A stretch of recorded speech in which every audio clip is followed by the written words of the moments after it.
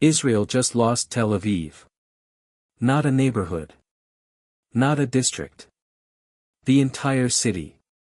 Iran fired something this morning that Israel's entire defensive system, Arrow, David's sling, Iron Dome, was structurally incapable of stopping. And I don't mean it was overwhelmed. I mean it was never designed to stop this weapon in the first place. Right now, Tel Aviv is burning across multiple districts simultaneously. The Israeli government has gone completely silent. And 4 million people are discovering, this morning, that every assurance they were given about their protection was wrong. In the next few minutes, I'm going to show you exactly what Iran fired, why every layer of Israel's $10 billion air defense system failed at the same time, and what the Israeli government knows right now that it is refusing to say. Stay with me, because what happened in the last few hours changes everything about how this conflict ends. To understand why this morning is different from every previous strike on Tel Aviv, you need to understand one thing: the word hypersonic is not a marketing term. It is a technical specification that breaks every assumption the Israeli defensive model was built on. A ballistic missile follows a predictable arc. It launches, peaks, descends. The fire control computers at the heart of Israeli air defense can solve that trajectory in seconds. Generate an intercept solution, fire, kill the threat before it arrives. That model works. Israel spent decades and billions of dollars proving that it works. The Fatah-3 does not follow that arc. It is a hypersonic glide vehicle.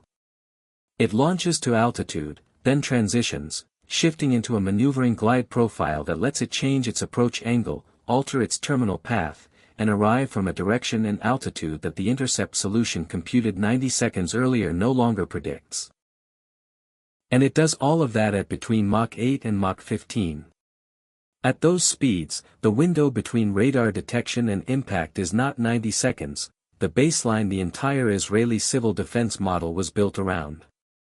It is not even 60 seconds, which is what degraded radar coverage had already compressed that window to. It is seconds. Arrow was designed for high-altitude ballistic threats on predictable arcs. David's sling was designed for medium and long-range ballistic missiles. Iron Dome was designed for short-range rockets.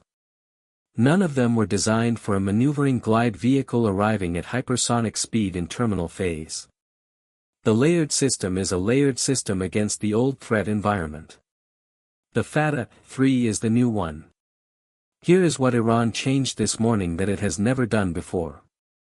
Every previous strike on Tel Aviv used the Fatah-3 as the tip of the spear.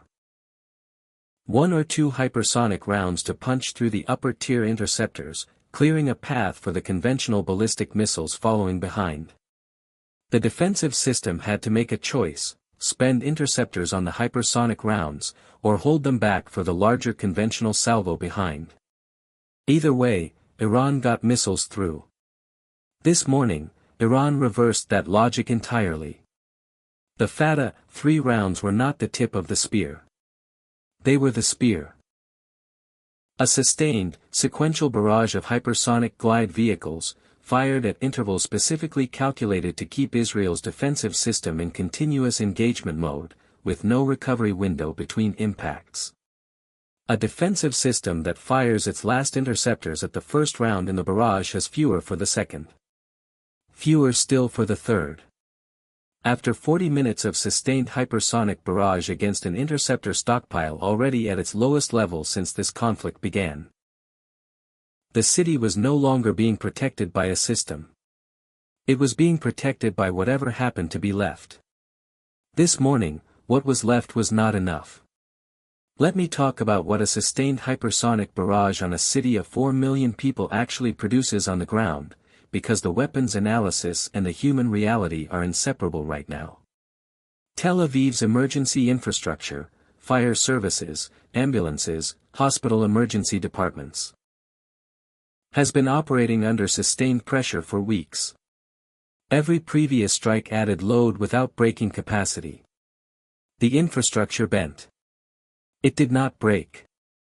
A sustained barrage producing multiple simultaneous impact points across different districts at intervals shorter than transit time between them is not a load that bends emergency infrastructure. It is a load that breaks it. Fire services responding in the northern district cannot simultaneously respond in the central district when the next impact arrives before they finish the first. Hospital emergency departments receiving casualties from Wave 1 are receiving casualties from Wave 2 before Wave 1 is stabilized. The coordination system that routes resources to impact points in order of severity cannot maintain that coordination when new impact points are being generated faster than the system can process them. That is the operational condition Tel Aviv is managing right now. The Israeli government's silence about this is not operational security. It is the silence of a government that knows the honest answer describes a situation its civilian population is not prepared to hear. Netanyahu is managing the most politically impossible domestic situation of this entire conflict. The corruption trial. The rejected pardon. The deteriorating poll numbers. The American withdrawal from every regional base. The Ben Gurion closure. And now, a sustained hypersonic barrage on Tel Aviv that the defensive system he has spent 4 weeks publicly defending as adequate has demonstrably failed to stop. Every previous defensive failure had a technical explanation a skilled communicator could deploy to manage the narrative. Interceptor depletion from an unprecedented sustained campaign. A nuclear facility strike that exploited a specific gap.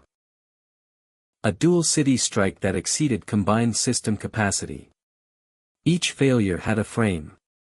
A city visibly on fire across multiple districts has no frame. Those three facts, the city is burning, the missiles are still coming, Israel has nothing left to stop them, require no analytical framework.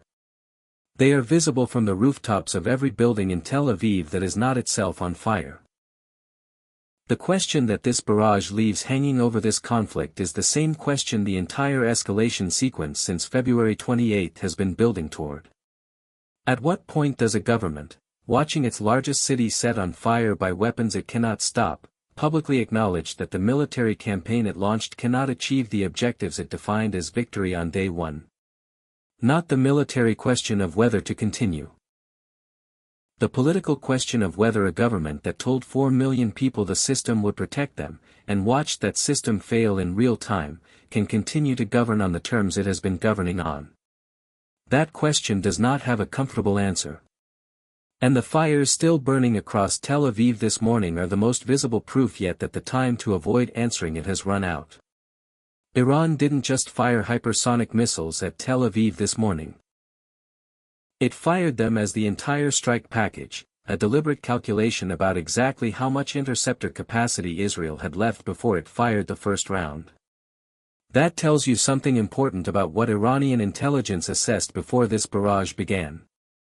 Drop your answer in the comments. What does the shift from using the Fatah-3 as a penetration tool to using it as the primary sustained barrage tell you about what Iran knew about Israel's remaining defensive stockpile?